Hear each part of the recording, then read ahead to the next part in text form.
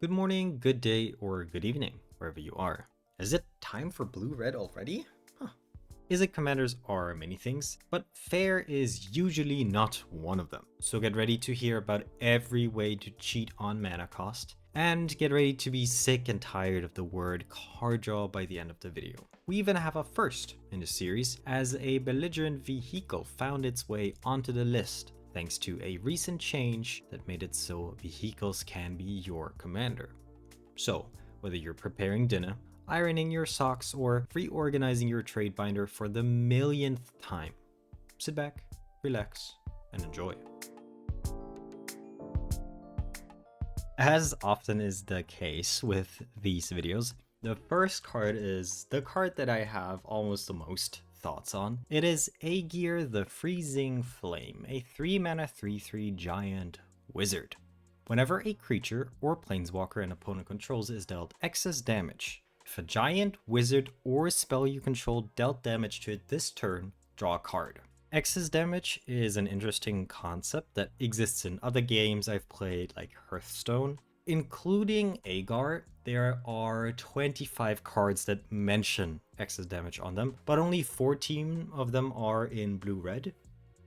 As you might expect, the first thing I did was look at other giants, as Aegir specifically mentions giants dealing damage to things. First in line is Archmage of Runes, a 5-mana 3/6 instants and sorcery spells you cast cost 1 less to cast, a very typical blue-red line, and whenever you cast an instant or sorcery spell, draw a card. That's just a generically good giant wizard that synergizes with instants and sorceries, which can of course deal a lot of damage. Bloodfire Colossus is an 8-mana 6/6. For a red and sacrificing it, it deals 6 damage to each creature and each player. Now, this means if Agar is on board, it would technically die, but imagine how many cards you would be drawing while Bloodfire Colossus massacres the entire board. Bloodshot Cyclops is a 6-mana 4/4, also a giant. Tap and sacrifice a creature. Bloodshot Cyclops deals damage equal to the sacrificed creature's power to target creature or player. Calamity Bearer is a 4-mana 3/4 giant berserker. If a giant source you control would deal damage to a permanent or player, it deals double that damage to that permanent or player instead. Kragenwick Cremator is a 4-mana 5/4 giant shaman. When it comes into play, you discard a card at random. If you discard a creature card this way, Kragenwick Cremator deals damage equal to that card's power to target player. And last but not least, Surtland Flinger is a 5-mana 4/6, and I mean, the name is exactly what it does. When it attacks, you may sacrifice another creature. When you do, Surtland Flinger deals damage equal to the sacrificed creature's power to any target. And if the sacrificed creature was a giant, it deals twice that much damage instead. Now, those are all some giants, and you can already see the card quality in giants is pretty bad, but thankfully, Aegir doesn't only care about giants. You could kill creatures with instants and sorceries. Arcbound reads, choose target creature. Whenever that creature is dealt damage this turn, it deals that much damage to each other creature and each player. Suddenly, you choose only one creature, you have a big damage spell targeting that creature, and you clear the entire board and draw a lot of cards. Chain Reaction is a 4-mana sorcery that deals X damage to each creature, where X is the number of creatures on the battlefield.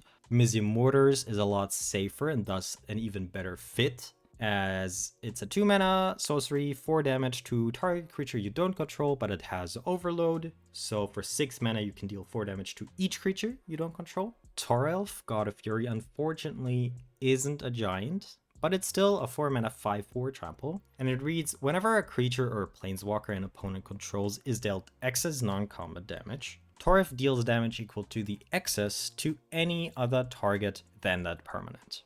Lastly, I wanted to talk about some cards that give creatures to your opponents, because sometimes you'll be in the awkward spot of not being able to kill anything because either it's too strong or because your opponents don't even play creatures. Spearheading this endeavor is Forbidden Orchard. You might know it by now. It's a land that taps for any color, and whenever you tap it, you have to give someone a 1/1 colorless spirit creature token. In your deck, that's kind of a bonus. From Ixalan, we also have Dowsing Dagger, a 2-mana equipment. When it enters, target opponent creates 2 0/2 green plant creature tokens with Defender. The equipped creature, it is an equipment, gets +2/+1, but more importantly, when equipped creature deals combat damage to a player, you get to transform Dowsing Dagger, and then it turns into a Lotus land. It taps to add 3 mana of any one color to your mana pool. We really mostly care about giving your opponents creatures in this case, but it's a nice upside. And one last card I want to talk about is Hunted Phantasm, a 3 mana 4/6. It is unblockable, and when it comes into play,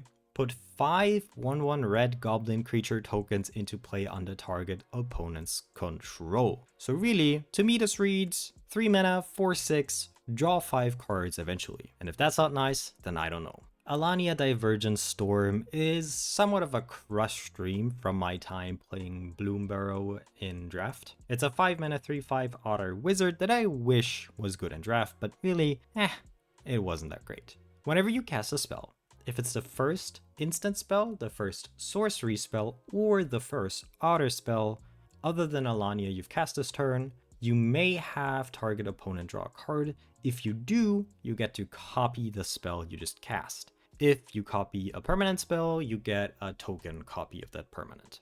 Let's first get the otters out of the way. There isn't that many good otters. Stormcatch Mentor is a 2 mana 1/1 haste and prowess, and instant and sorcery spells cost 1 less to cast. Valley Flatcaller, also kinda good. 3 mana 2/2 flash. You may cast non-creature spells as though they had flash. And whenever you cast a non-creature spell, birds, frogs, otters, and rats you control get +1/+1 until end of turn, and you get to untap them, which is very nice. And last but not least, a bit of card advantage, Thundertrap Trainer is a 2 mana 1/2. When this creature enters, look at the top 4 cards of your library. You may reveal a non-creature non-land card from among them and put it into your hand. The rest goes to the bottom of your library in a random order, so it's kind of this Augur of Bolas effect, with the addition that you can pay 4 extra mana to get a 1/1 copy of Thundertrap Trainer on cast, which allows you to dig even deeper, even if you don't have Alania out.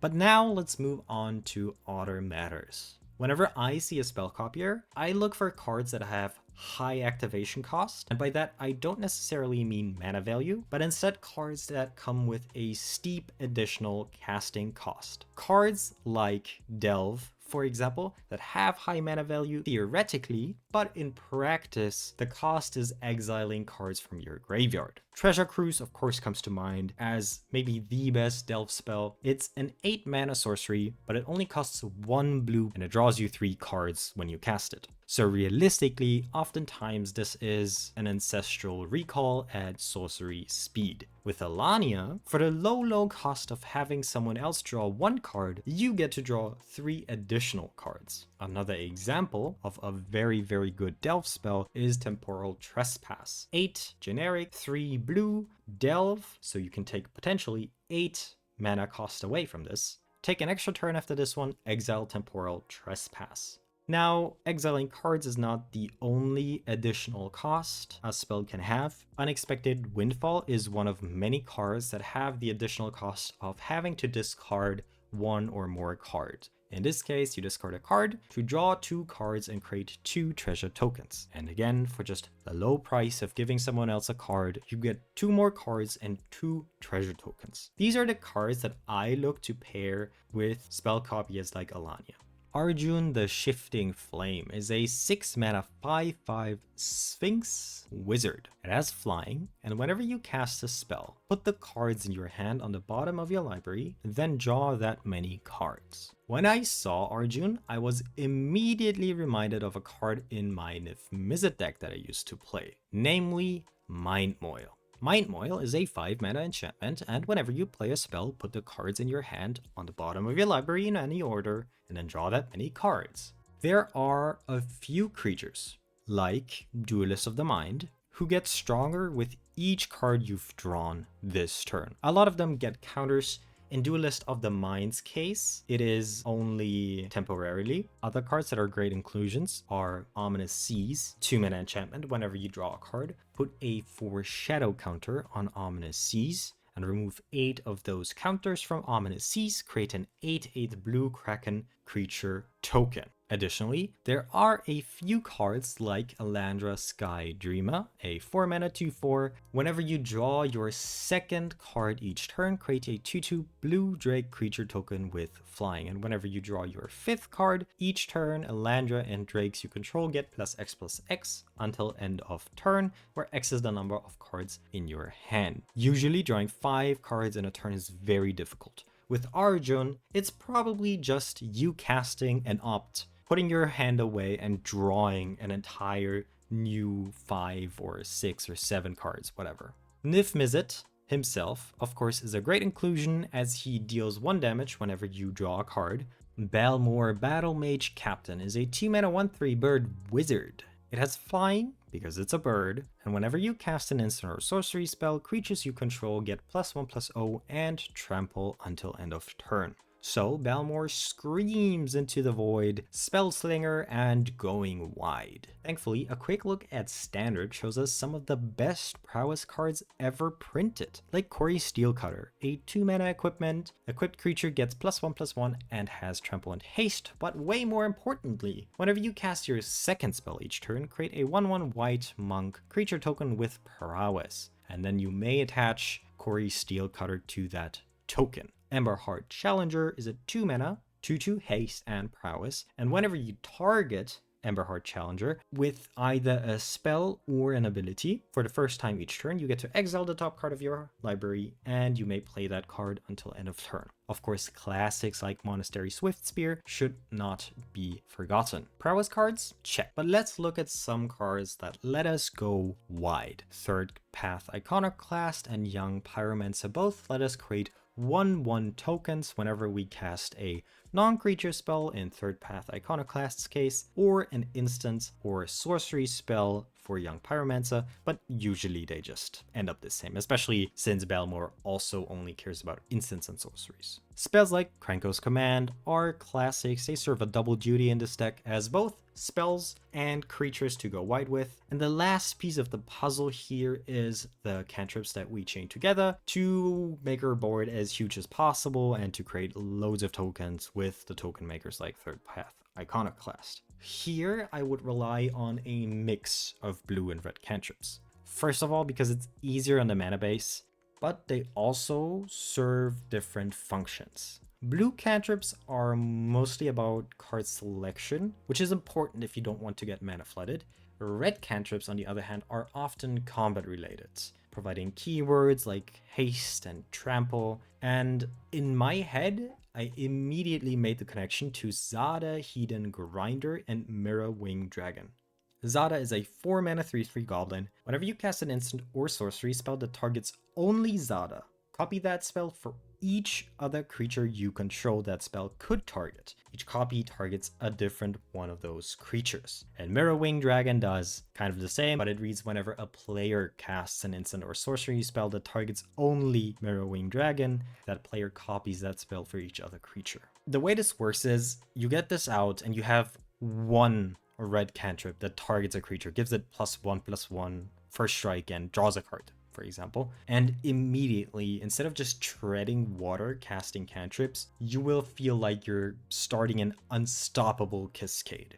And lastly, whenever you have a commander that is a wizard or a shaman and has a triggered ability, you need to think of Harmonic Prodigy, a 2 mana 1/3 human wizard. It has prowess, and if an ability of a shaman or wizard you control triggers, it triggers an additional time, which is a supremely powerful effect. And since prowess is a triggered ability, you can immediately see where I'm going.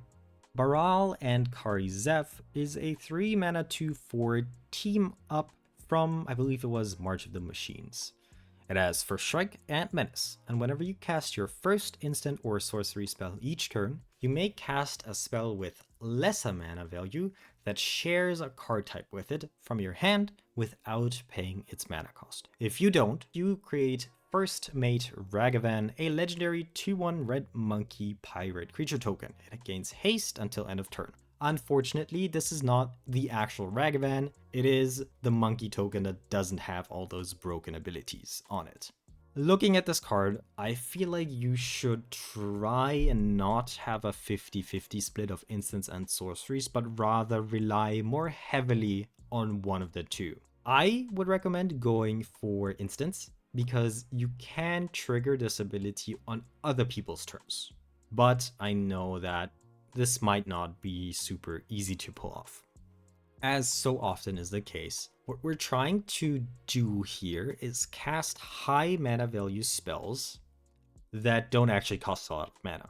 Examples include Delve cards, as always. Let's look at the other broken card draw spell, Dig Through Time, 8 mana, 6 generic and 2 blue. It has Delve, so cards in your graveyard can pay for the generic mana cost. Look at the top 7 cards of your library, put 2 of them into your hand and the rest onto the bottom of your library in any order. This will count as an 8 mana spell for Baral and Kari-Zev, and thus you will be able to pretty much cast any other instant in Magic from your hand for free. Other mechanics that make spells cheaper are Improvise, which lets artifacts you control help you cast. Example, Reverse Engineer, 5 mana, 3 generic, 2 blue, draw 3 cards. Meeting of Minds has Convoke, which lets creatures you control help pay for the mana cost. In this case, 3 generic, 1 blue, draw 2 cards. And Flashback in some cases works the other way around than you would expect it to, as in high mana value upfront on the card, but the flashback value is actually lower. Deep Analysis costs 4 to cast normally, but if it's already in your graveyard, because let's say you milled it, you can flash it back for 2 mana. Its mana value is still 4, but you only spent 2 mana. An Echo of Eon's similar concept, 6 mana, but the flashback is only 3 mana. Each player shuffles their hand and graveyard into the library, then draws 7 cards.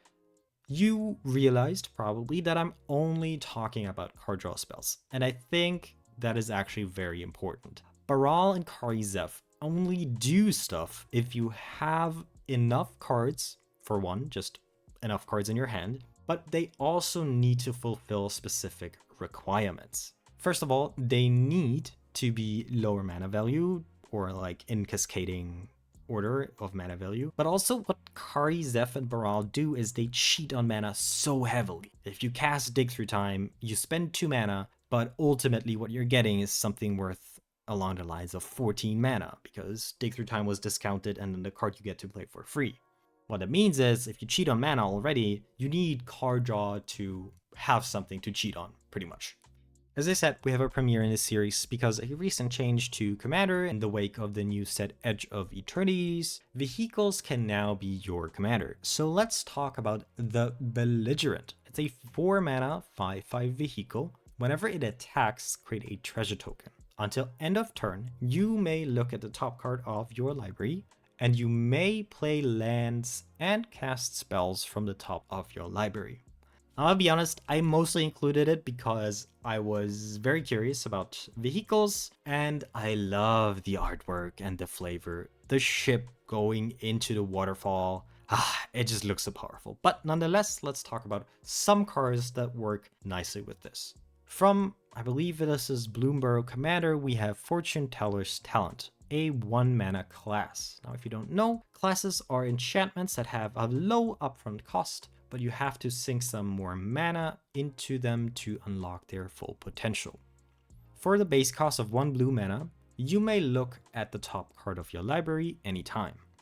If you pay 4 more mana, you level up Fortune Teller's Talent, and as long as you've cast a spell this turn, you may play cards from the top of your library, so it has a similar effect to the Belligerent. For 3 additional mana, spells you cast from anywhere other than your hand cost 2 less to cast. From the new set, Edge of Eternities, Memnon the Right Hand is a 5 mana 3/4 Jellyfish Advisor. It has flying because it's... Wait, what? Why does a jellyfish fly? Anyways, you may look at the top card of your library, again, anytime. You may cast artifact spells from the top of your library, again that's great, and artifacts you control have tap, add 1 blue, but spend this mana only to cast spells from anywhere other than your hand. You will see in this video a lot more cards that work nicely with the Belligerent, but I thought they were more closely tied to the commanders that I'm going to mention them at. But keep your eyes open if you think the Belligerent is interesting to you. Bon Beguiling Balladeer is a 3-mana 3/3 human bard. Each non-land card in your hand without Foretell has Foretell. Its Foretell cost is equal to its mana cost, reduced by 2. Foretell means during your turn, you may pay 2 generic mana and exile a card from your hand face down. During a later turn, you can cast it for its Foretell cost. So in case you used Bon's ability, the actual mana cost, but reduced by 2 generic mana. Very important, you cannot cast a Foretold card the same turn, which it doesn't really make sense in Bon's case because you would pay the same amount of mana, but I digress. Whenever you cast your second spell each turn, goad target creature and opponent controls. Here we have another instance of something that you will see more often in this video. It's the cast 2 spells a turn archetype in blue-red. A few other cards that mention this exact thing is Jori En, Ruin Diver, a 3-mana 2/3, could technically also be your commander, but I included him in the 99 for this one. Whenever you cast your second spell each turn, draw a card, and the very famous Ledger Shredder, 2 and a 1/3, whenever a player casts their second spell each turn, it connives, meaning you draw a card, then discard a card. If you discarded anything but a land, you get to put a +1/+1 counter on Ledger Shredder. Taiga Master Opportunist is a card that I was oblivious to. It's a 2-mana 2/2 from the latest Tarkir set. It has Flurry. Whenever you cast your second spell each turn, copy it. Then exile the spell you cast with 4 time counters on it. If it doesn't have Suspend, it gains Suspend. So what could happen here is the spell going through a very long journey. You would foretell it with Bon, then you would cast it and Taiga Master would copy it. Then you would exile the original with 4 time counters, suspend it again, it sits in exile again, it comes back at a later time. Other cards that are worth talking about for Bon is Sage of the Beyond. 7 mana, so very expensive. It has Foretell itself, Foretell cost being 5 in his case. It has Flying, and spells you cast from anywhere other than your hand cost 2 less to cast. A very nice effect. So if you combine it with Bon, the spells you would cast from the exile that were foretold would be 4 cheaper. But of course, Sage is a bit more flexible, and you will see it make more appearances in this video. The last card, something I completely forgot existed, but I think people tried it in Modern as well, is See the Truth. See the Truth is a 2-mana sorcery. Look at the top 3 cards of your library, put one of those cards into your hand and the rest on the bottom of your library, in any order. So far, not very impressive, but if this spell was cast from anywhere other than your hand, so for example, if it was foretold and was cast from exile, put each of those cards into your hand instead. So it would turn from a 2-mana, look at 3 cards, draw 1, into 2 mana, draw 3 cards, which is insane. Another card that works nicely with Bon is the next commander we're going to talk about. Breach is the Blastmaker, 3 mana 3/3 Goblin Pirate. It has Menace, and whenever you cast your second spell each turn, you may sacrifice an artifact. If you do, flip a coin. When you win the flip, copy that spell. Choose new targets for the copy. When you lose the flip, Breaches deals damage equal to that spell's mana value to any target. So usually you would expect one outcome to be good and the other to be bad, but for Breaches, really both are very, very good. We talked about a lot of these cards that work with casting your second spell, and we're going to talk about more later. Since Breaches specifically likes artifacts, I wanted to talk about a card from the newest set, Edge of Eternities, Cryogen Relic. It is a bit innocuous, but it fits very well. 2 mana, when it enters or leaves the battlefield, draw a card. So it's a cheap artifact, it replaces itself, so you always have enough cards to double spell with Breaches. And when it leaves, so you sacrifice it to Breaches' ability, it will draw another card. One more card, also from the new set, is Uthros Psionicist, a 3 mana 2/4. The second spell you cast each turn costs 2 less to cast. Very nice for these archetypes, and it fits in a lot of decks, I believe. Broody-clad Telkor Engineer introduces a completely new mechanic onto this list. It's a 6 mana 4/4 Phyrexian Artificer. Creature tokens you control have haste. That is already a very powerful line of text. But at the beginning of combat on your turn, create a 2/1 blue Phyrexian Mirror Artifact creature token. Then, you may choose a token you control. If you do, each other token you control becomes a copy of that creature. Two things to note that surprised me a little. First of all, you can turn your tokens into both creature and non-creature tokens. So you could turn all your 1/1 tokens into treasures, and also, the second thing, those tokens stay copies of whatever you chose indefinitely, even if Broodiclad gets removed. Token creators for small creatures or treasures, blood tokens, and the likes are very easy to find in blue and red. But what we are trying to do is also getting high value token copies. One card that immediately came to mind was Mechanized Productions. It is a 4 mana aura, enchant artifact you control. At the beginning of your upkeep, create a token that's a copy of enchanted artifact. Then, if you control 8 or more artifacts with the same name as one another, you win the game. What Mechanized Production does is twofold. First of all, you get to create copies of something. Those copies can be extremely good artifacts. But even if you don't have a good artifact lying around, the clause of just 8 artifacts winning you the game means that 8 treasure tokens can win you the game. Even if you have just a blood token, you make extra copies of those, they can win you the game. And of course, Broodiclad speeds this up by a lot because you can turn all of your tokens into whatever you put Mechanized Productions on. In my Mono Red video, I talked about a lot of red creatures that create token copies. For example, Orthion, Hero of Lavabrink, a 4 mana 3/3 for 2 mana, and tapping him, you create a token that's a copy of another target creature you control. It gains haste, and you have to sacrifice it at the beginning of the next end step. You can only do this as a sorcery. So, unlike Mechanized Production, which makes copies of an artifact you control, here we have an example of a card that creates a copy of a creature you control. Now, you might think that if Broodiclad would turn all your blood tokens into whatever Orthion copied, they would also receive the clause of sacrifice at the beginning of the next end step. But as stated in the rules for Broodiclad, if you create a copy of a copy, instead you actually just create a copy of the original. And since the original doesn't have the clause sacrifice at the beginning of the next end step, you get to keep all of those Broodiclad made copies. 2 more cards. Arcane Artisan is a 3 mana 03, 3 mana tap, target player draws a card, then exiles a card from their hand. If a creature card is exiled this way, that player creates a token that's a copy of that card.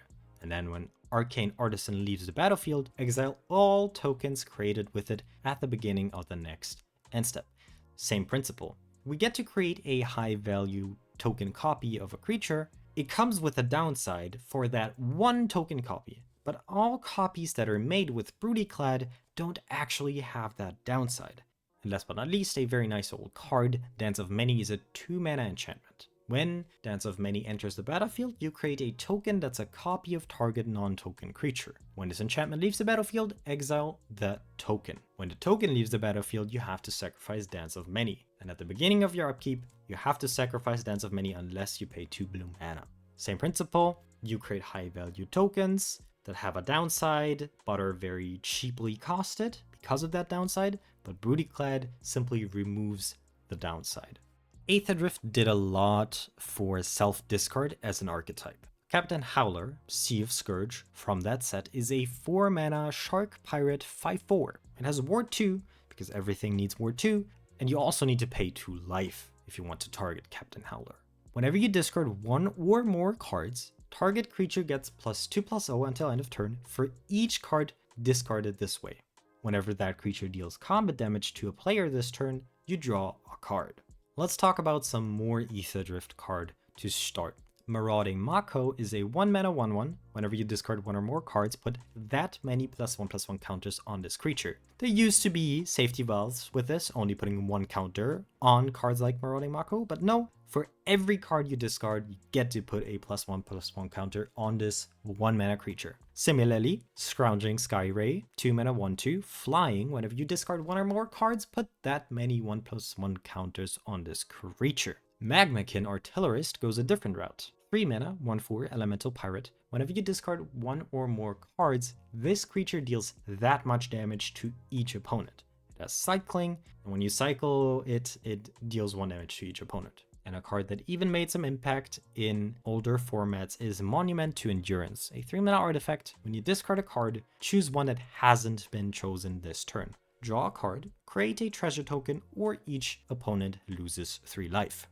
Now, if you add more wheels like Windfall, 3 mana, each player discards their hand, then draws cards equal to the greatest number of cards a player discarded this way, or Wheel of Fate, which is just Wheel of Fortune but fixed, then all you need is a little evasion on your creatures, and you will be killing your opponents in no time. Since Captain Howler does not need much to get up to 21, it is kind of a Voltron commander. There's a bit more to this archetype, but there is also another commander later in this list where I will talk even more about discard synergies.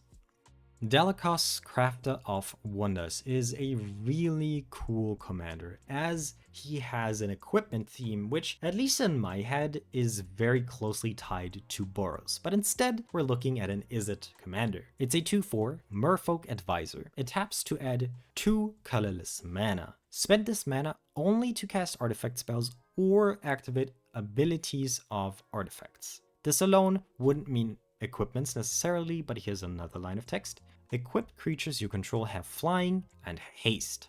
If we wanted to make the most use of Dalakas' ability, optimally you'd want to play equipments that have an equip cost of 0, like Shuko and like leather armor, that you can play on 1 or 2, and you equip them for 0 on turn 3 to Dalakas, and immediately it gives himself haste, and you could tap him to use the 2 generic mana. But equip 0 is pretty rare to come by. You could of course play Hammer of Nazan. It's a 4 mana equipment. When it or another equipment enters the battlefield under your control, you may attach that equipment to target creature you control. There's other text, but we're gonna ignore it. While this is nice, it is also a very pricey card, and to make the best use of Dalakas' ability, we want as many creatures equipped as possible. Now we all know the easiest artifacts to come by are those tokens that they staple onto every card in a new set, things like treasures, food, blood, etc. But why do I tell you this? Well, because I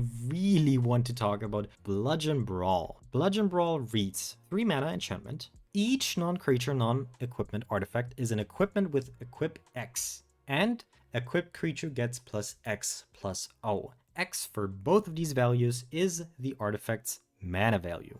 Usually, being 0 CMC, or mana value as it's nowadays called, would be bad for Bludgeon Brawl because it would give +X/+0. But we have Dalakas, and all those treasures, all those blood tokens would turn into 0 mana, equip 0, give a creature flying and haste, which is super powerful. Eris, Roar of the Storm, is a 10 mana 4/4 Elemental Warlock. If we're talking about these super expensive cards, oftentimes they get cheaper. Let's see how Eris does it. This spell costs 2 less to cast for each different mana value among instant and sorcery cards in your graveyard. Additionally, Eris has flying and prowess, and whenever you cast your second spell each turn, create a 4/4 red dragon elemental creature token with flying and prowess. Eris reminds me of a mixture of 2 mono blue commanders. First of all, of Talryn Sky Summoner, a 4 mana 2/2 that whenever you cast an instant or sorcery spell, you get another 2/2 flying drake. Second of all, Octavia.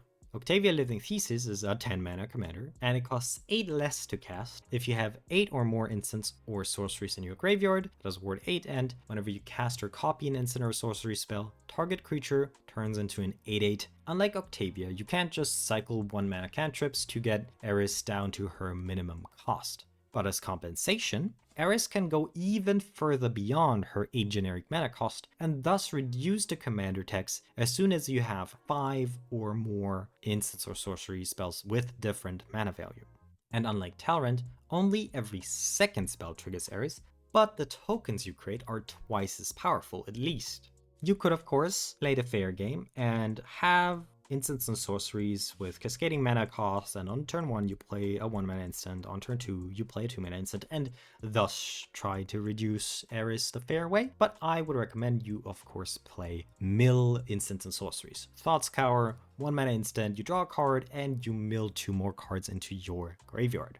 Mental Note, 1 mana, put 2 cards into your graveyard, draw a card. Faithless Looting, well known, you draw 2, you discard 2, it has flashback, very nice. Glacial Dragon Hunt from a newer set, so you might have missed it.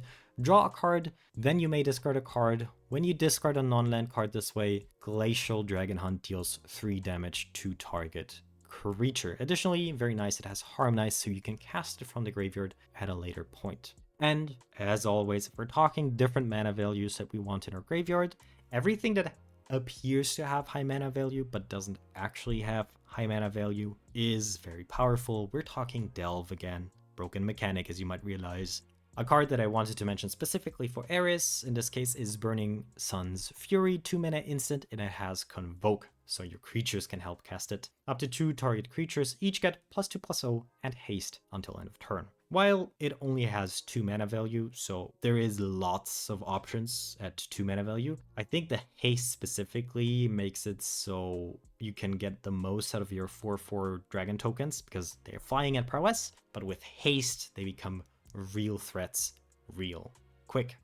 Hey, this is the Spanish Inquisition. Bet you didn't expect that, huh? I'm here to tell you to please consider subscribing if you actually enjoy the content. If you don't, of course don't. My current goal is to reach 5,000 subscribers because I'm trying to get into the MTGO creator program, which would allow me to test out some of these decks, maybe play with you guys from time to time. Yeah, it'd be very kind of you if you actually enjoy the content to take the second. I hope you consider it. Bye! Eruth Tormented Prophet is a really interesting card, but we've talked about a lot of the synergistic cards already, so I'm gonna keep it short. Eruth costs 3 mana, is a 2/4, she's a human wizard, and if you would draw a card, exile the top 2 cards of your library instead. You may play those cards this turn. So immediately you stop drawing cards, but also kind of you draw at twice as many cards whenever you play a card draw spell. The good cards for this are, of course, Fortune Teller's Talent and Sage of Beyond, because they will reduce the cost of every card you quote-unquote draw. See the Truth, again, very, very powerful because you will always exile it and always be able to draw the 3 cards. One card that I haven't mentioned so far is Unstable Amulet, from a Modern Master set, I believe. 2 mana artifact. When it enters, you get to tap it and pay 2 energy to exile the top card of your library. You may play it until you exile another card with Unstable Amulet. Now, if you don't play more energy, you only get to do this once, but the last line of text is, whenever you cast a spell from anywhere other than your hand, which should be almost every card if you play Eruth as a commander, Unstable Amulet deals 1 damage to each opponent. For Dalakus, we talked about how artifact tokens are relatively easy to come by, and how Bludgeon Brawl turns them into useful equipments. Galazeth Prismari does something even better. It turns them into mana rocks. Well, at least for spell slinging, because this Elder Dragon 3/4 with flying comes with a treasure token when it enters the battlefield. More importantly, artifacts you control have tap, add 1 mana of any color, spend this mana only to cast instant or sorcery spells. So of course, we're again looking at a deck that will have loads and loads of cantrips that you can pay for with the artifacts you control. Notable cards that both interact with spell slinging but also create artifacts: Chrome Host, Sea Shark, 3 mana 2/4, flying. Whenever you cast a non-creature spell, you incubate X, where X is that spell's mana value. Now incubate tokens, they are artifact tokens that you can later turn into creatures, but we are mostly looking at them as mana rocks. Stormkiln Artist is one of the best cards from Strixhaven. It's a 4 mana 2/2. It gets +1/+0 for each artifact you control, but more importantly, whenever you cast or copy an instant or sorcery spell, you create a treasure token. Now, treasure tokens already make mana, but they go away. With Galazeth, you have the choice of casting a non-instant, non-sorcery with a treasure token, or just tapping it to cast an instant or sorcery. Card I didn't know existed, Trail of Evidence, 3 mana. Whenever you cast an instant or sorcery spell, Investigate. Investigate creates clue tokens, so later on you could even sacrifice these clues instead of tapping them for mana to draw cards. Then I would also look at instants or sorceries that create treasure tokens. Cards like Big Score, 4 mana, you have to discard a card as additional cost, but you draw 2 and you create 2 treasure tokens. Those treasure tokens can then help you cast more cards like Big Score. Hell to Pay is a 1 and X sorcery. It deals X damage to target creature. Then you create a number of tapped treasure tokens equal to the amount of excess damage dealt to that creature this turn. So 4 or 5 treasure tokens, you kill a 1/1, and then suddenly you have almost twice as many treasure tokens. Last piece of the puzzle, more X spells, but X spells that draw you into more cards. Brain Geyser is like the most basic form of it. 2 blue and X, target player draws X cards. Joyra of the Gitu is a 3 mana 2/2 human wizard. For 2 generic mana and exiling a non-land card from your hand, you get to put 4 time counters on said exiled card. If it doesn't have Suspend, it gains Suspend. Suspend means at the beginning of your upkeep, you always take away one of those counters. If you took away the last counter, you then get to cast the card for free. Time counters are a pretty niche concept, but if we're talking time counters, look no further than Time Spiral, Planar Chaos, and Future Sight. Rift Elemental is a 1 mana 1/1, 2 mana remove a time counter from a permanent you control or a suspended card you own, and it gets +2/+0. +2/+0, not relevant really, but you get to take away time counters. Time Crafting is a 1 and X red spell instant. You get to choose one, either remove X counters from target permanent or suspended card, or put more counters on that card.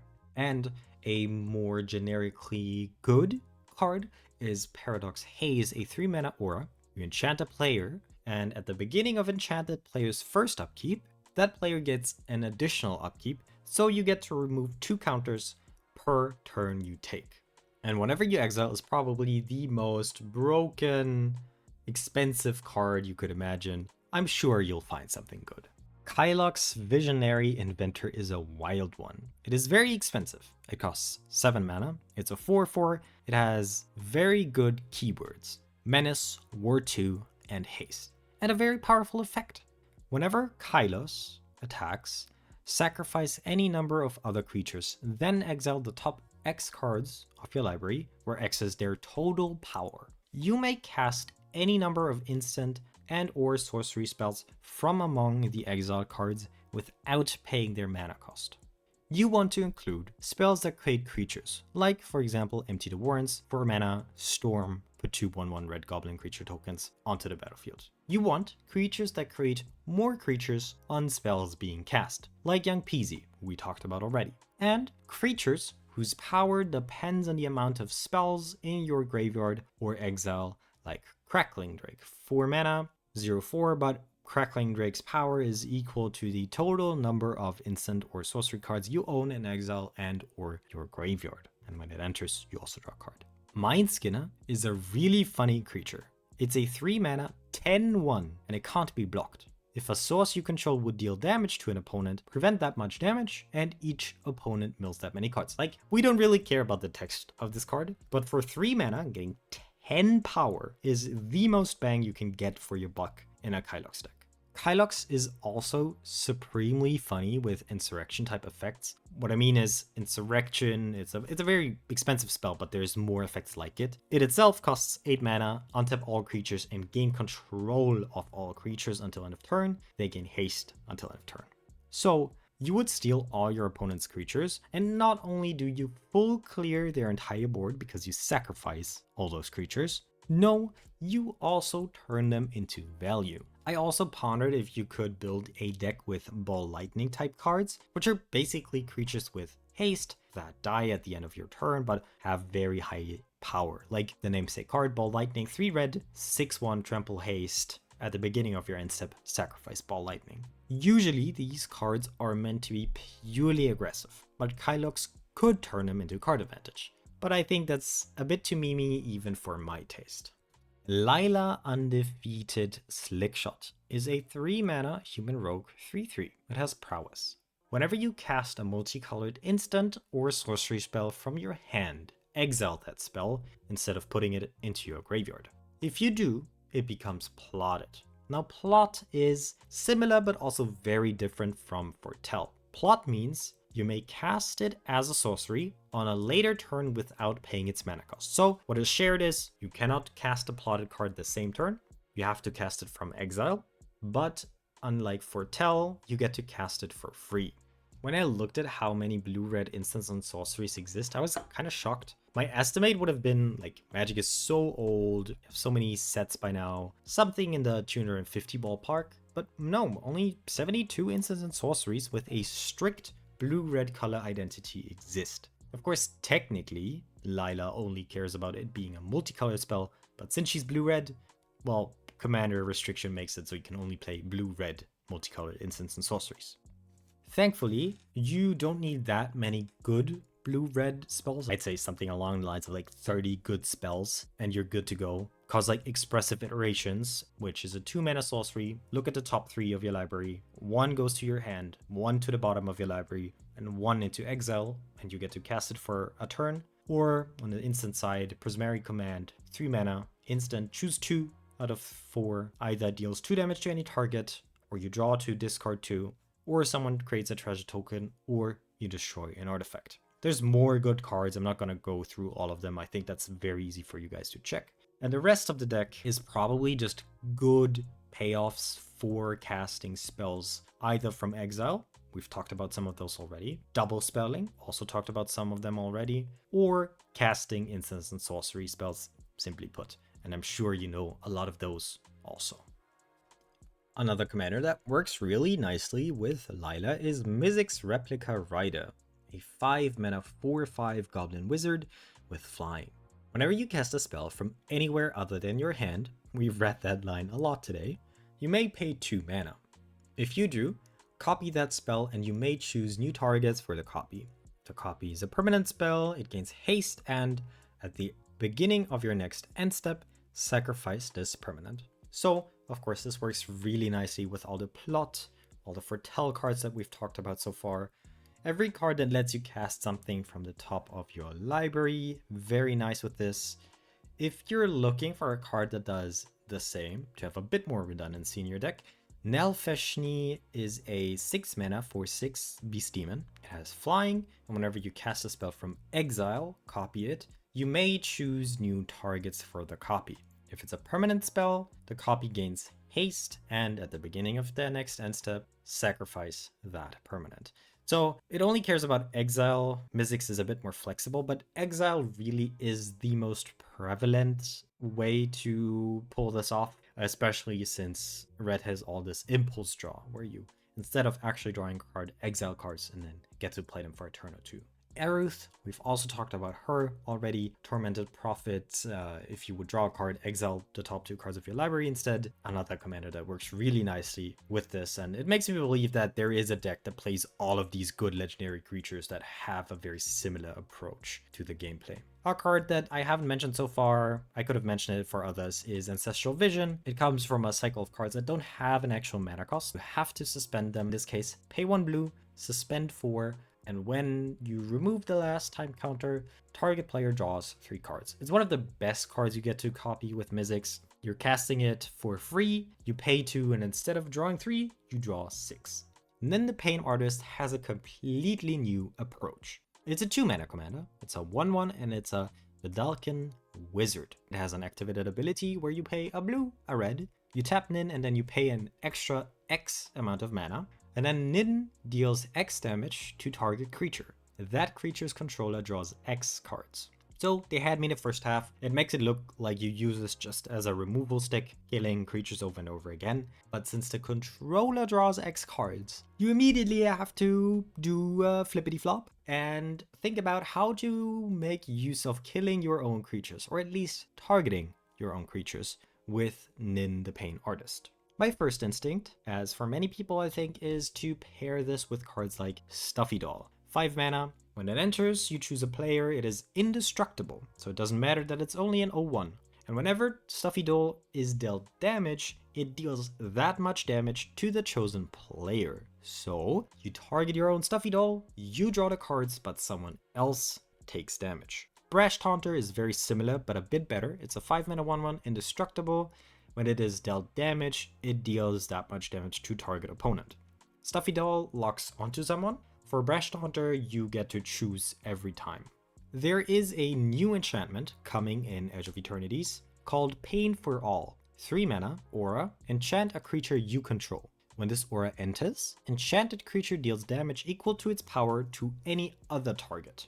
And whenever enchanted creature is dealt damage, it deals that much damage to each opponent. So similar to Stuffy Doll and Brash Taunter. A keyword that also needs mentioning is Enrage. There isn't too many great Enrage cards in blue-red, as dinosaurs are of course a very green thing, but Silver-clad Ferocidons is a 7 mana 8/5. And whenever Silver-clad Ferocidon is dealt damage, each opponent has to sacrifice permanent. If we're thinking about how to draw the most cards in red, I'm thinking rituals. Rituals, so cards that you play that give you more mana, are usually card disadvantage, right? You play a card, you get nothing but mana.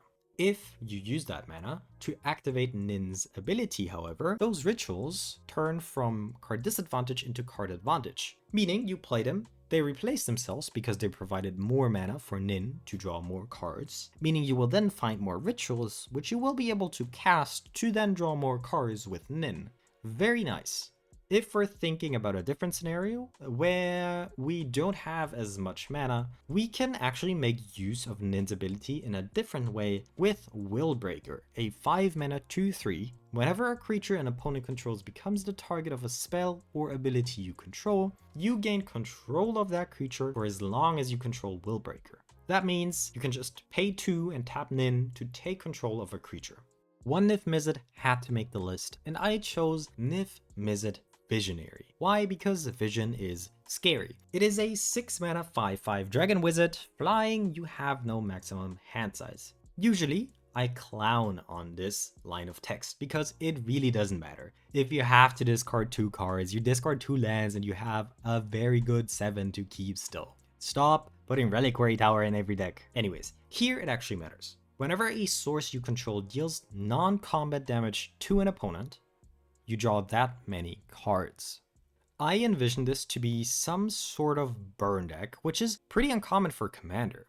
Just like Nin, rituals are very, very good for Nif Mizzet. Aside from cards like Bolt Wave, 1 mana, deal 3 to each opponent, which turn into 1 mana, deal 3 opponent, draw 3 cards. You want to play a lot of these creatures like Kessig Flame Breather and Cursecation Mage, which are 2 mana creatures. Whenever you cast a non-creature spell, this creature deals 1 to each opponent. So every spell you turn suddenly draws you 3 cards.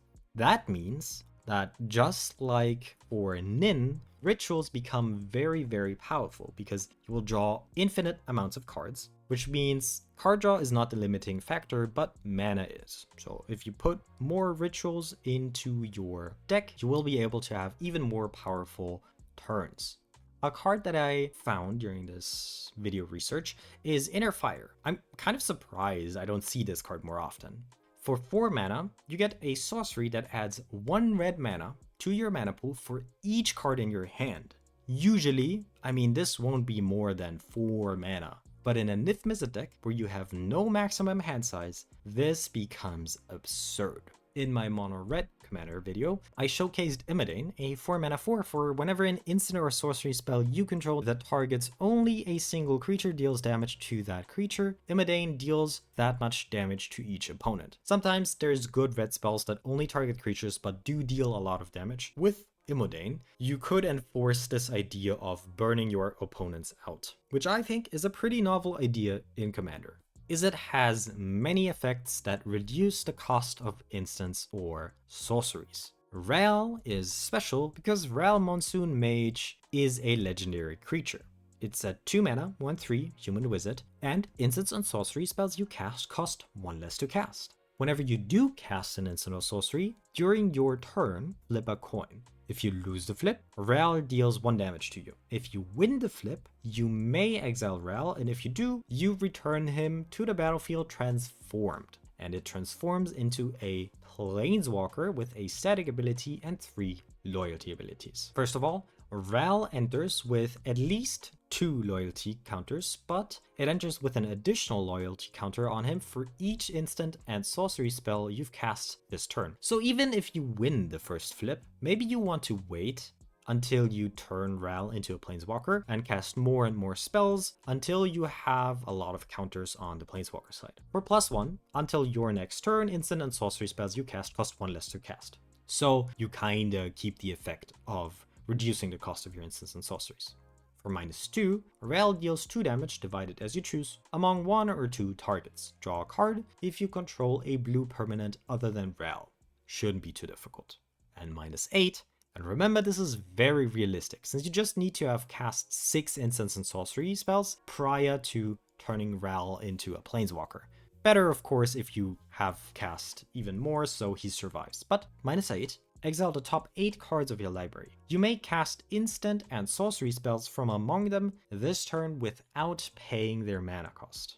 Very powerful. Usually this is just used for degenerate things as far as I see, and I'm not sure if you can build a fair Ral deck, but who says you have to? While we're on the topic of degeneracy, Riel the Ever-Wise is a 3 mana 0/3. It's a human wizard, and it gets +1/+0 for each instant and sorcery card in your graveyard. Whenever you discard 1 or more cards for the first time each turn, draw that many cards. Here, we have another commander that I believe could be seen as a Voltron commander in blue-red, which is not something I expected. Of course, cards like Windfall are premier cards in a Riel deck, but there's more cards to talk about. Tolarian Winds, of course, isn't just a format by the professor, it's also a 2 mana instant. Discard your hand, then draw that many cards. Rites of Refusal takes a different approach. 2 mana instant, and it's a counterspell. Discard any number of cards from your hand to counter target spell unless its controller pays 3 for each card discarded this way. Of course, usually this is a very, very bad card, but if you get replacement cards for every card you discarded, suddenly it's a very, very solid card. And remember, Riel gets more and more powerful the more cards you have in your graveyard. And you've seen already in this video other payoffs for discarding a lot of cards. But really, what I think stands out the most is Riel might be the first commander that does what no one else has ever done before. Breaking Bazaar of Baghdad. We've had one cost reducer in the command zone, yes, but what about a second one? Sarkhan's Soul of Flame is an Izzet Dragon commander, which is a bit of a hipster color combo for Dragon Tribal. I don't have much to say, because the most played Dragon commander is also blue and red, so you're not really missing out if you just choose a 5 mana broken commander. Cards that I wanted to talk about are Firkrag, Cunning Instigator, a 5 mana 3/3 flying haste dragon. Whenever 1 or more dragons you control attack an opponent, goad target creature that player controls. And whenever a creature deals combat damage to one of your opponents, if that creature had to attack this combat, you put a +1/+1 counter on Firkrag and you draw a card. Another dragon that is supremely powerful is of course one of the ancient dragons, Ancient Silver Dragon, 8 mana 8/8 flying. When it deals combat damage to a player, roll a d20, you draw cards equal to the result, and you have no maximum hand size for the rest of the game. What I think makes Sarkhan special is it gives your dragons pseudo haste. Now they don't actually get haste, but as Sarkhan was on the battlefield already, you get their attack triggers if you so choose, if you turn Sarkhan into a copy of the dragon. One more thing that I think stands out, if you end up choosing a blue-red dragon commander versus a 5-color commander, is you can be a lot more generous when it comes to double blue, triple blue, double red, triple red spells like Counterspell. Counterspell not very easy in your Ur-Dragon deck to cast since you have a lot of tribal lands to fix your mana. But if you're just playing 2 colors, I think in Commander you should be super fine to cast those double pip spells on turn 2 and pretty much never run into trouble. Tawnos, Urza's Apprentice, is a 2-mana 1/3 human artificer. It has haste, and for blue, red, and tapping it, you get to copy target activated or triggered ability you control from an artifact source.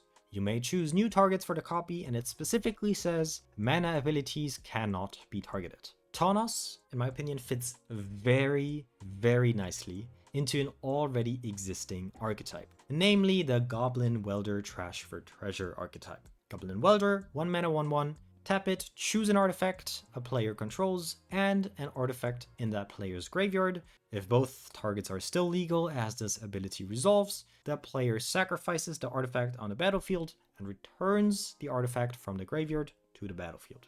Trash for Treasure, similar, it's a sorcery, sacrifice an artifact as additional cost and return an artifact from your graveyard to play. A card that I wanted to talk about from the new set, Extinguish a Battleship, 8 mana. It's an artifact spacecraft. When it enters, destroy target non-creature permanent. Then the spacecraft deals 4 damage to each creature. Now, of course, I know this would kill Tawnos, but I still wanted to talk about the card because doubling up that trigger is very, very powerful. The safer, not quite as exciting because very well established way to do it is of course Portal to Phyrexia, 9 mana artifact. When it enters, each opponent sacrifices 3 creatures. You can double that. And you know, if you have to sacrifice 3 creatures in Commander, oftentimes you get to keep a lot of good stuff. But 6 mana, we're getting into territory where it's a board wipe most of the time. Even better though, at the beginning of your upkeep, put target creature card from a graveyard onto the battlefield under your control. It's a Phyrexian in addition to its other type. So not only do you get to double up the trigger when it enters, but also the triggered ability at the beginning of every upkeep. One of my favorite alternate win conditions from recent times is the Millennium Calendar. It's a 1 mana artifact. When you untap 1 or more permanents during your untap step, put that many time counters on the Millennium Calendar. For 2 and tap, double the number of time counters on the Millennium Calendar. And whenever there are 1,000 or more time counters on the Millennium Calendar, sacrifice it and each opponent loses 1,000 life. I love it. It's an alternate win con, but in some cases you probably don't even win. If someone's playing life gain, there's a good chance if they are having a good game, they have more than 1,000 life, which is actually pretty cool in my opinion. It takes a long time to fairly get the Millennium Calendar to 1,000 counters, especially since remember, you don't have this on turn 1 all the time. But doubling up the activated ability speeds this up a whole lot. Tibor and Lumia are probably not quite the unfair powerhouses a lot of other commanders on the list are, but I still find them interesting. They are a 4 mana 3/3 human wizard. Whenever you cast a blue spell, target creature gains flying until end of turn. And whenever you cast a red spell, Tibor and Lumia deals 1 damage to each creature without flying. Getting to jump your creatures with every cantrip cast is not to be underestimated. Additionally, there will be turns where you will have to decide whether to cast a few spells to be mana efficient, or if you want to wait until you can chain enough red spells together to clear most of the board or get rid of an important threat, which is also pretty interesting. Ideally, of course, you'd want to cast blue and red spells. So this might find a home in a Lila deck or vice versa. Big shout out to cards that give Death Touch. Now in blue-red, of course, we have to rely on artifacts, but thankfully there's quite a few. Basilisk Collar, one of the most played artifacts in Commander. Gorgon Flail, 2 mana, equipped creature gets +1/+1, and Death Touch. And Gorgon's Head, 1 mana, equipped creature has Death Touch. That makes it so any red spell you cast will kill the entire board except for flyers. Ulvida, Dean of Perfection is a bit of a suspended home type commander. It's a 3 mana 2/2 Djinn Wizard. It is 2-sided, but we're mostly gonna talk about the front side because I think it's the more powerful thing to do. You can tap Uvilda and you may exile an instant or sorcery card from your hand and put 3 hone counters on it. It gains at the beginning of your upkeep. If this card is in exile, remove a hone counter from it. And whenever the last hone counter is removed from this card, if it's exiled, you may cast it. It costs 4 less to cast. For completion's sake, let's also talk about the backside. 5 mana 4/4 Ifrit Shaman. At the beginning of your upkeep, exile the top card of each opponent's library. Until end of turn, you may cast those spells among them, and you may spend mana, of course, as they were of any color to cast those spells. And whenever you cast a spell from exile, put a +1/+1 counter on Nazari, Dean of Expression. I think you can still build around this, no problem, but I also believe there's better cards that do this kind of stealing and benefiting from stealing other people's cards type shenanigans. So let's stick to the front side. Unlike Suspend, an advantage that these hone counters have is for Suspend, you get to cast a card for free, yes, but if it is an X spell, so a card that has X in its mana cost, you have to choose 0. For hone counters, that is not the case, making X spells a great inclusion. The way I would take this in a vacuum though is extra turn, as those cards usually have very high generic mana cost. The basic forms like Capture of Jingzhu, 3 generic and 2 blue take an extra turn. Time Stretch, 10 mana, 8 of which are generic, take 2 extra turns. Expropriate, everybody hates the card, 7 generic mana. These cards make it so you have good spells, high impact spells that you can exile and get the most out of the -4 cost reduction, but they also mean you get to take time counters off more quickly because you're taking extra turns. Paradox Haze, which we talked about already, also good here, just like in the Joyra deck. Personally, I like taking extra turns, but for some reason my playgroup doesn't. I think they're just haters. Panharmonicon effects, on the other hand, are very popular in Commander, so I assume some of you will love Veyran, Voice of Duality. Veyran is a 3 mana 2/2 Ifrit Wizard. It has Magecraft, so whenever you cast or copy an instant or sorcery spell, it gets +1/+1 until end of turn. If you casting or copying an instant or sorcery spell causes a triggered ability of a permanent you control to trigger, that ability triggers an additional time. That includes, of course, Veyran's Magecraft ability herself. We've already talked about 2 cards on this list briefly. Stormkiln Artist goes nuts with Veyran, as whenever you cast an instant or sorcery spell, you create a treasure token. No, make that 2 treasure tokens. I'm also going to talk about Stormsplitter here, the otter that I previously omitted. 4 mana 1/4, whenever you cast an instant or sorcery spell, create a token that says copy of Stormsplitter. No, scrap that, create 2 tokens. Suddenly, you have 3 Stormsplitters, and then the next one you will have... Actually, I'm not going to do math right now.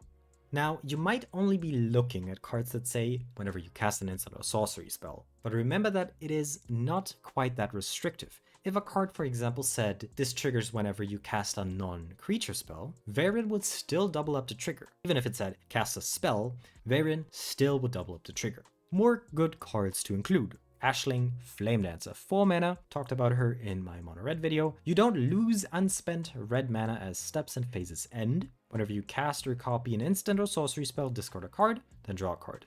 The second time this ability resolves, instead, you deal 2 damage to each opponent and each creature they control. If it's the third time, you add 4 red mana. A good way to trigger Magecraft a bunch is Storm. The cheapest way to pull it off is Groundrift, a 1 mana card that has Storm. The text on this card doesn't really matter, but it makes it so target creature without flying can't block this turn. Again, it doesn't really matter. This is just here to finish off an already good turn with a Storm card that will trigger Magecraft a bunch. The card, of course, that I'm most excited about when it comes to permanents that trigger off of instants or sorcery spells being cast is my beloved 1000-Year Storm. It says Storm, but it's not really Storm. In this case, it might be even better. Whenever you cast an instant or sorcery spell, copy it for each other instant and sorcery spell you've cast before it this turn. You may choose new targets for the copies. Triggering this twice with Veyran? I wish. When evaluating cards, it's sometimes worth it to not take them at face value, but instead simply look at how many outputs a card can create. An output can be anything. Most of the time, it is tied to a triggered ability. In Yusri's case, we are looking at a 3 mana 2/3 flying. Whenever it attacks, you choose a number between 1 and 5. Then you flip that many coins. For each flip you win, you draw a card. For each flip you lose, Yusri deals 2 damage to you. If you won 5 flips this way, you may cast spells from your hand this turn without paying their mana cost. That is of course very rare, but simply looking at the outputs. Yusri on an attack gets us 5 coin flips. Obvious one out of the way, Kroik's Thumb makes it so whenever you would flip a coin, instead flip 2 coins and ignore one of them. For just 2 mana, that's a very good artifact. Okaun, Eye of Chaos, 5 mana. Zndrsplt, Eye of Wisdom, also 5 mana, are partners, so whenever you play one, you also get to search for the other one. The red one reads, at the beginning of combat on your turn, flip a coin until you lose a flip. And whenever a player wins a coin flip, double Okaun's power and toughness until end of turn. Zndrsplt, in my opinion, even more powerful. At the beginning of combat on your turn, flip a coin until you lose a flip. Whenever a player wins a coin flip, draw a card. So you get Yusri down, you play Zndrsplt. On Yusri's attack, for every coin flip you win, you get to draw 2 cards.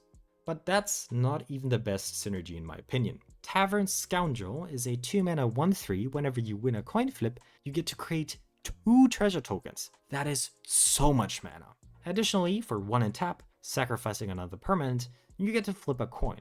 And an alternate win condition that works with coin flips is Chance Encounter, 4 mana enchantment. Whenever you win a coin flip, put a luck counter on Chance Encounter. At the beginning of your upkeep, if Chance Encounter has 10 or more luck counters on it, you win the game. Theoretically, you play Yusri on 3, you play Chance Encounter on 4, and on turn 5, you could have 10 chance counters on it. Now, of course, we're talking super unrealistic and very unlikely this happens. But even if it takes longer, that is still such a powerful synergy. This package alone makes me interested in looking into it.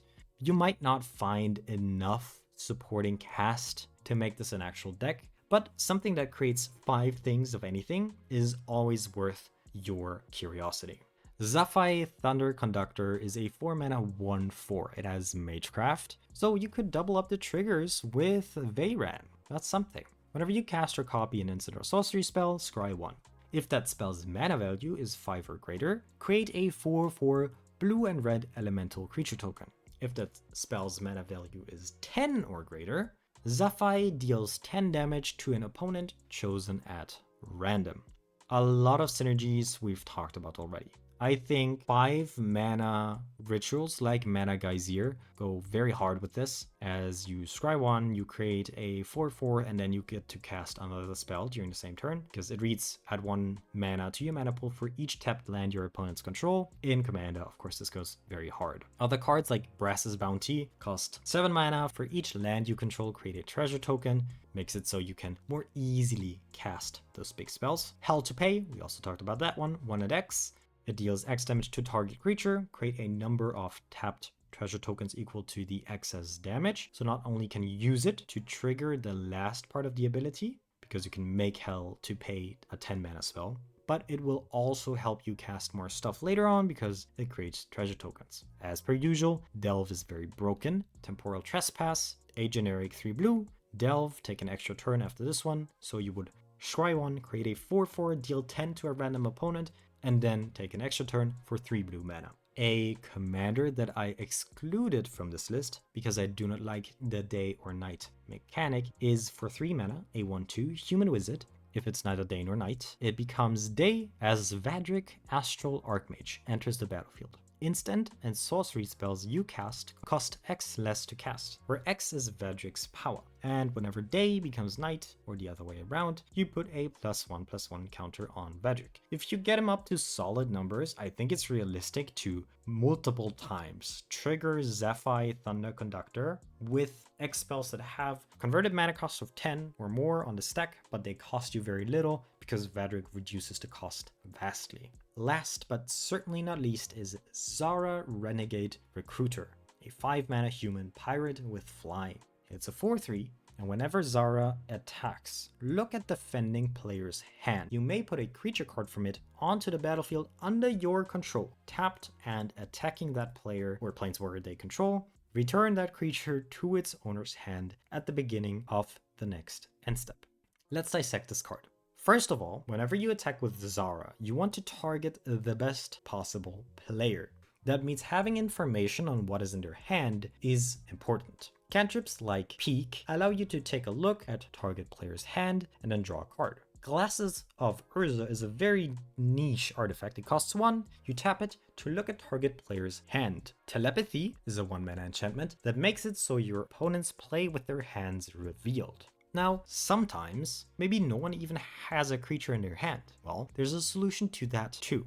Usually, bounce spells are not very good in Commander because they put you down on cards and you're just setting back one guy, but also not really, they will just cast the same card again. But in Zara's case, you can bounce the best creature on the board to its respective owner's hand, and you know exactly what you're getting for your attack. Runaway Together is already a decent card. 2 mana, choose 2 target creatures controlled by different players, return those creatures to their owner's hand. Snap Classic 2 mana, return target creature to its owner's hand, untap 2 lands. But that is not where you should stop your dreams, because we can go even further beyond. Zara steals a card, let's say a card that we bounced back to their hand. A very powerful card. But unfortunately, we have to give it back because at the beginning of the end step, you have to give it back. This is where cards like Discontinuity come into play. A 6-mana instant, end the turn. Very powerful effect. But it doesn't really help us. It's so expensive. It's so bad. Oh, but wait. As long as it's your turn, the spell costs 4 mana less to cast, making it a 2-mana spell. And suddenly, you get to keep the creature. You could bounce someone's commander to their hand, and because they don't want to pay commander tax unnecessarily, they will take it back to their hand. You can then steal it with Zara, and at the beginning of your end step, a trigger will go onto the stack. You play Discontinuity, you end the turn, the trigger will fizzle, and forever you will have that commander. Even better, in my opinion, one of the most underplayed cards in Commander is Sundial of the Infinite, which does a similar thing. For 2 mana, you get an artifact, and repeatedly for 1 untap, you can end a turn. Activate this ability only during your